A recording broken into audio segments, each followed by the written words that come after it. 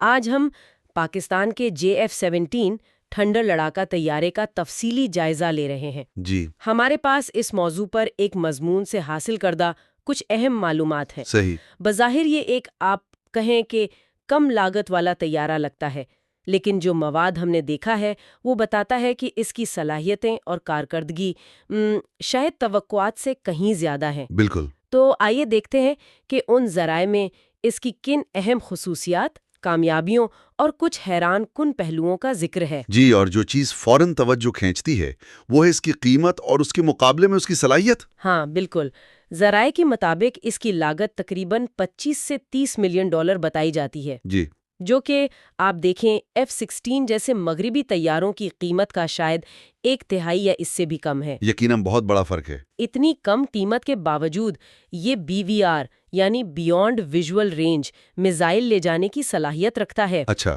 مطلب ایسے میزائل جو پائلٹ کی نظر کی حد سے کہیں دور اپنے ہدف کو نشانہ بنا سکتے ہیں۔ جی ہاں، یہ بہت اہم صلاحیت ہے۔ ساتھ ہی یہ پریسیشن گائیڈڈ بم اور جدید ایویونکس یعنی طیارے کے جو الیکٹرانک سسٹمز ہیں اس سے بھی لیسڈ ہے۔ تو مضمون میں اسے کیا کہا گیا ہے؟ اسے ایک سودے کی جنگی مشین کہا گیا ہے۔ یہ دلچسپ ہے۔ اور یہ صرف کاغذ پر موجود باتیں نہیں ہیں، اس کی عملی کارکردگی زیادہ اہم ہے۔ جی، کس طرح؟ دیکھیں، 2019 میں بھارت اور پاکستان کے درمیان جو فضائی جھڑپ ہوئی تھی، ہاں وہ تو کافی مشہور واقعہ ہے۔ تو کچھ رپورٹس اور تجزیوں کے مطابق یہ ایک JF-17 ہی تھا جس نے بھارتی MiG-21 کو مار گرایا تھا۔ اچھا، تو یہ اس کی پہلی آپ کہیں کہ حقیقی جنگی کامیابی تھی؟ جی ہاں، بظاہر ایسا ہی لگتا ہے، اور یہ کافی اہم بات ہے کیونکہ اس واقعے نے بہت سے دفاعی تجزیہ کاروں کو حیران کر دیا تھا۔ کیوں؟ حیرانی کی کیا وجہ ہے؟ وجہ یہ تھی کہ JF-17 کو اکثر ایک نسبتاً کم درجے کا یا سستا متبادل سمجھا جاتا رہا ہے۔ صحیح۔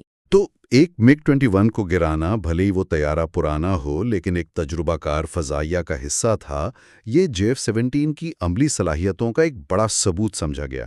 اور اب تو اس میں مزید بہتری لائی جا رہی ہے، میں نے پڑھا خاص طور پر Block 3 ورژن میں۔ جی بالکل۔ ذرائع بتاتے ہیں کہ اس میں چینی ساختہ ایسا ریڈار نصب ہے۔ یہ ایسا کیا چیز ہے؟ ذرا سمجھائیں گے؟ ایسا کا مطلب ہے ایکٹیو الیکٹرانکلی اسکینڈ ایرے۔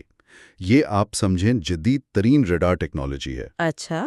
روایتی ریڈارز کے مقابلے میں یہ کہیں زیادہ مؤثر ہے۔ یہ بے وقت کئی اہداف کو ٹریک کر سکتا ہے، اس کی رینج بہتر ہوتی ہے، اور یہ دشمن کی جیمنگ یعنی سگنل میں مداخلت کا بہتر مقابلہ کر سکتا ہے۔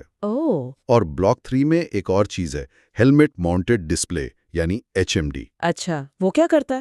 اس سے اہم معلومات پائلٹ کو براہ راست اس کے ہیلمٹ کے وائزر پر نظر آتی ہیں، جو دوران جنگ فیصلہ سازی میں بہت مددگار ثابت ہوتا ہے۔ واہ! اور ہتھیاروں کے نظام میں بھی بہتری آئی ہے؟